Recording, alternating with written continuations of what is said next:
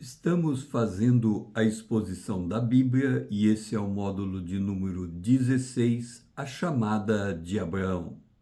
Depois do dilúvio, Deus ordenou Noé e sua família povoar toda a terra. Lemos em Gênesis capítulo 9, o verso 7. Mas sede fecundos e multiplicai-vos, povoai a terra e multiplicai-vos nela. Mas por volta de 150 anos depois, a humanidade rebelou-se contra o plano divino. Está registrado em Gênesis capítulo 11, o versículo 4. Dissera: Vinde, edifiquemos para nós uma cidade e uma torre cujo topo chegue até aos céus, e tornemos célebre o nosso nome, para que não sejamos espalhados por toda a terra. Deus interviu e confundiu as línguas, obrigando a humanidade a seguir o seu plano. Isso está registrado em Gênesis, capítulo 11, o versículo 9. Chamou-se-lhe por isso o nome de Babel, porque ali confundiu o Senhor a linguagem de toda a terra, e dali o Senhor os dispersou por toda a superfície dela. No entanto, a humanidade voltou-se para outros deuses. Romanos 1, 21 em diante retrata a condição da humanidade sem Cristo. Porquanto, tendo conhecimento de Deus, não o glorificaram como Deus, nem lhe deram graça, antes tornaram nulos os seus próprios raciocínios, obscurecendo-se-lhes o coração insensato. Incutando-se por sábios, tornaram-se loucos e mudaram a glória de Deus incorruptível em semelhança da imagem de homem corruptível, bem como de aves, quadrúpedes e répteis. Vimos então que essa idolatria foi influenciada pela serpente do Éden. E esse tipo de influência é fruto do pecado no coração do homem. Gênesis capítulo 4, versículo 7, há uma declaração: se procederes bem, não é certo que serás aceito. Se todavia procederes maus, eis que o pecado jaz à porta, e o seu desejo será contra ti, mas a ti cumpre dominá-lo. É importante frisarmos esse ponto. O pecado trabalha contra os nossos próprios interesses, ainda que sejamos seduzidos por ele e achamos em um primeiro momento que ele nos traz algo de bom. Em Ur dos Caldeus, temos o retrato de uma família típica desta época. Josué, capítulo 24, versículo 2, ele declara: assim diz o Senhor Deus de Israel, antigamente vossos pais, Terá, pai de Abraão e de Naor, habitaram da além do Eufrates e serviram a outros deuses. Esses deuses, nós já os identificamos em Deuteronômio, capítulo 4, verso 19, quando o Senhor diz: guarda-te, não te levante os olhos para os céus e vendo o sol, a lua e as estrelas, a saber, todo o exército dos céus, sejas seduzidos a inclinar-te perante eles e des culto àqueles. Nesse cenário, nessa família que praticava idolatria, Deus chama Abraão para um relacionamento de confiança. Esse chamado está registrado em Gênesis capítulo 12, o versículo 1. Ora disse o Senhor a Abraão: sai da tua terra, da tua parentela e da casa de teu pai, e vai para a terra que eu te mostrarei. Esse chamado de Abraão era um chamado processual. Ele deveria ser cumprido etapa por etapa. O primeiro passo era Abraão sair de sua terra. O segundo passo era sair da sua parentela e da casa do seu pai. O terceiro passo era ir para uma terra desconhecida, que seria indicada no instante em que ele chegasse nessa terra. Isto é andar por fé, ou seja, confiar inteiramente que Deus estaria dando direção, discernimento e sabedoria a cada passo desta jornada.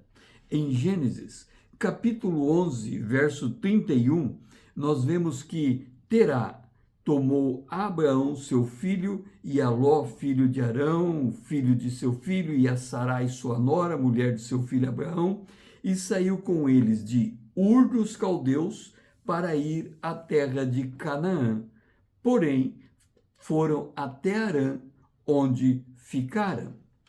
Uma chamada divina implica em ouvir a voz de Deus e também discernir a vontade de Deus manifestada na vontade das pessoas que não foram chamadas por Deus. Ora, Abraão, quando foi chamado, estava na casa do seu pai e, em um dado instante, ele teve que tomar uma decisão. E como ele tomou essa decisão para se movimentar no chamado de Deus? Em 1 Samuel, capítulo 10, o versículo 6, nós temos o modo como Deus opera através das pessoas, dos nossos relacionamentos. Diz assim: o Espírito do Senhor se apossará de ti, nesse caso, de Saul, e profetizarás com eles, e tu serás mudado em outro homem.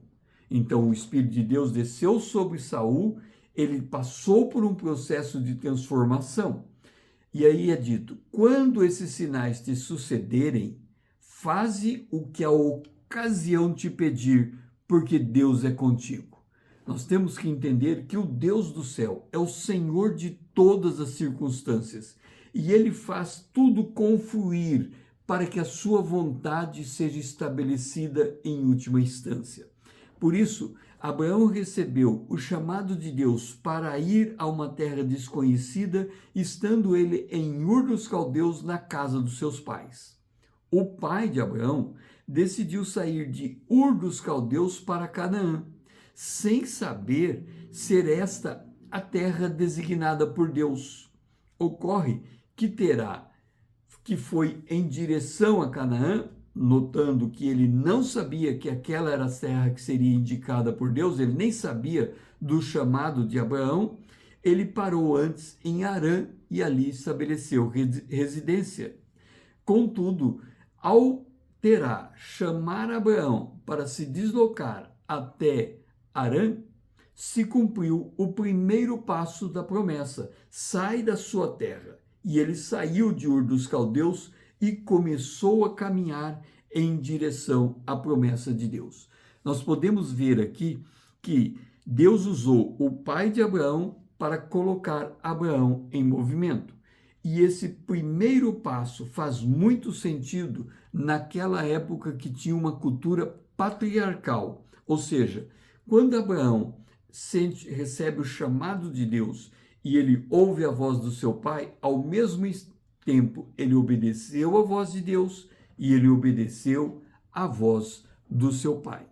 Sabemos que o chamado de Abraão foi na Mesopotâmia. E como sabemos disso? Por boca de um dos mártires da igreja, Estevão. Em Atos dos Apóstolos, capítulo 7, o versículo 2, Estevão conta essa história. Varões irmãos e pais, ouvi, o Deus da glória apareceu a Abraão, nosso pai, quando estava na Mesopotâmia, antes de habitar em Harã. E ele disse: sai da tua terra, da tua parentela, e vem para a terra que eu te mostrarei. Com a morte do pai de Abraão, cumpre o segundo passo da promessa. Ele deixa a sua parentela e a casa do seu pai e se coloca de novo em movimento à direção dada pela voz de Deus. Em Gênesis, capítulo 12, o versículo 4, encontramos esse registro. Partiu, pois, Abraão, como lhe ordenara o Senhor, levou Abraão consigo a Sarai, sua mulher, e as pessoas que lhes acrescentaram em Harã. Partiram para a terra de Canaã e lá chegaram. Quando Abraão chegou em Canaã com sua esposa, cumpriu-se o terceiro passo de sua jornada. Isto lemos em Gênesis capítulo 12, o verso 7.